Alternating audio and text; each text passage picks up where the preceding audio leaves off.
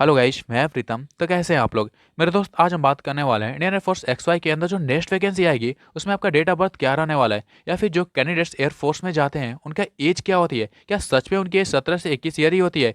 और जो सबसे मेन कंसर्न बना हुआ है कि आपके पास अभी कितने अटेम्प्ट बचा हुआ है, अगर उम्र में छूट मिलती है तो फिर, या फिर नहीं मिलती है तो फिर, दोनों कंडीशन में मैं बात करने वाला हूँ। उससे पहले अगर आप मेरे चैनल को सब्सक्राइब नहीं किए हो तो जल्दी से कर लो, हाँ, और बेल आइकन भी क्लिक कर लेना, क्योंकि जैसे ही एयरफोर्स का रिजल्ट आता है मैं तुरंत फेज 2 पे वीडियो बनाना स्टार्ट कर दूंगा। GD हुआ, SRT हुआ, आपका फिजिकल हुआ, मेडिकल हुआ, रीमेडिकल हुआ, मैं आपको एक भी गलतियां नहीं करने दूंगा। क्योंकि लगभग मैं 5 इनटेक का एग्जाम दिया हूँ और बहुत बार फेल हुआ हूँ। जिंदगी ने बहुत ही ज़्यादा ठोकर मारी मेरे को। और लोग तो ऐसे होते हैं, 2 अटेम्प्ट देने के बाद अगर नहीं होता है तो छोड़ देते हैं, लेकिन मैं 5वीं अटेम्प्ट में अपना सिलेक्शन लिया। अभी मैं इनरोलमेंट का इंतजार कर रहा हूँ। इसलिए जो कैंडिडेट्स ज़्यादा मेहनत करते हैं, ज़्यादा फेल होते हैं, उनके पास ज़्यादा एक्सपीरियंस होते हैं हर एक स्टेप पे, हर एक मोड़ पे। तो मैं चाहता हूँ कि आपको एक भी गलतियाँ नहीं करने दूँ जो मैं गलतियाँ की, क्योंकि मेरा 2 साल पहले ही मेरी जॉब हो गई होती है एयरफोर्स के अंदर। और मैं नहीं चाहता कि आप कोई भी गलती करो। सबसे पहले हम जो पिछली वैकेंसी है उस पर एक नज़र डाल लेते हैं।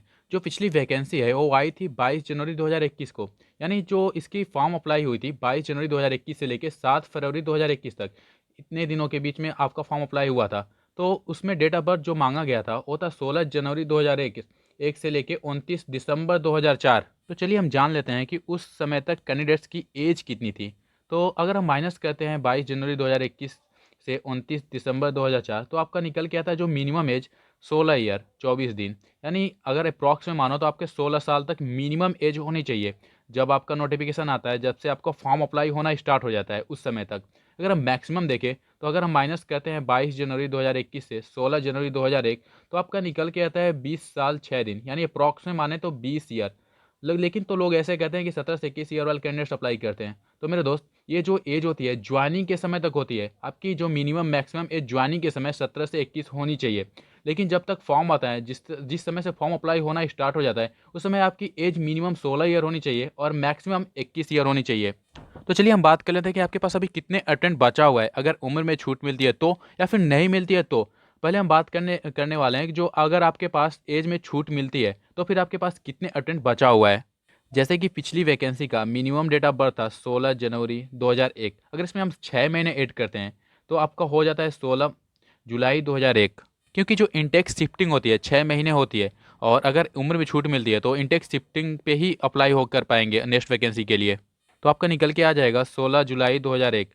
और मैक्सिमम चलिए हम देख लेते हैं। अगर 29 दिसंबर 2004 में अगर 6 महीने और हम ऐड करते हैं तो यहाँ पे निकल के आएगा 29 जून 2005। यानी अगर उम्र में छूट मिलती है तो फिर जो नेक्स्ट वैकेंसी आएगी उसका डेट ऑफ बर्थ रहने वाला है 16 जुलाई 2001 से लेके 29 जून 2005। यहाँ पे डेट में कोई चेंज हो सकता है, लेकिन मंथ सेम ही रहने वाले हैं। अगर उम्र में नहीं छूट मिलता है तब आपके पास क्या डेट ऑफ बर्थ रहने वाला है। तो हम मान लेते हैं कि आपके जो वैकेंसी है अप्रैल में आनी है, क्योंकि मार्च में कोई उम्मीद नहीं दिख रहा है, क्योंकि अभी इनरोलमेंट और रिजल्ट दोनों ही फंसे हुए हैं। अगर आपकी वैकेंसी अप्रैल में आती है तो अप्रैल तक मिनिमम आपके 16 साल होना चाहिए और मैक्सिमम आपका 20 साल होनी चाहिए, जिस समय से फॉर्म अप्लाई होना स्टार्ट हो जाएगा। ठीक है, तो अप्रैल में होता है तो आपका जो मिनिमम एज निकल के आ जाएगी अप्रैल 2002। अगर मैक्सिमम आपको हो जाएगी, जिसमें आपका 20 साल कंप्लीट होना चाहिए उस समय तक, तो आपका हो जाएगा अप्रैल 2006, सॉरी, अप्रैल 2006 मिनिमम हो जाएगा, आपका मैक्सिमम 2002 अप्रैल। ठीक है। यानी आपके पास अगर एज रिलैक्सेशन नहीं मिलता है तो आपका डेट ऑफ बर्थ रहने वाला है अप्रैल 2002 से लेके अप्रैल 2006। अगर आपका डेट ऑफ बर्थ इसमें आता है तो आप बिल्कुल ही बिना कोई टेंशन लिए हुए अपना तैयारी स्टार्ट कर दो। अब चलिए हम बात कर लेते हैं, क्या इस बार एज रिलैक्सेशन मिलेगा, क्या उम्र में छूट मिलेगी? तो मेरे दोस्त, सेना के लिए तो बातें चल रही है। अगर सेना के लिए मिलती है, आर्मी के लिए मिलती है, तो डेफिनेटली एयरफोर्स में भी इम्प्लीमेंट होंगे ये। क्योंकि बड़े बड़े प्लेटफॉर्म से आवाज़ें उठाई जा रही है, और ऐसा दावा भी किया गया है, और डिफेंस की तरफ से भी ऐसा दावा किया गया है कि हमारी जो वैकेंसी आएगी उसमें हम एज रिलैक्सेशन देंगे।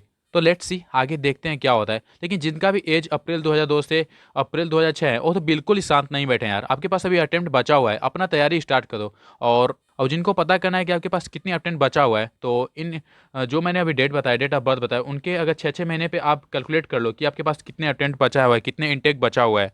तो चलिए मिलते हैं नेक्स्ट वीडियो में। अगर आप मेरे चैनल को सब्सक्राइब नहीं किया तो जल्दी से कर लो यार, क्योंकि आगे बहुत ही इंफॉर्मेशनल वीडियोज आने वाले हैं। जय हिंद।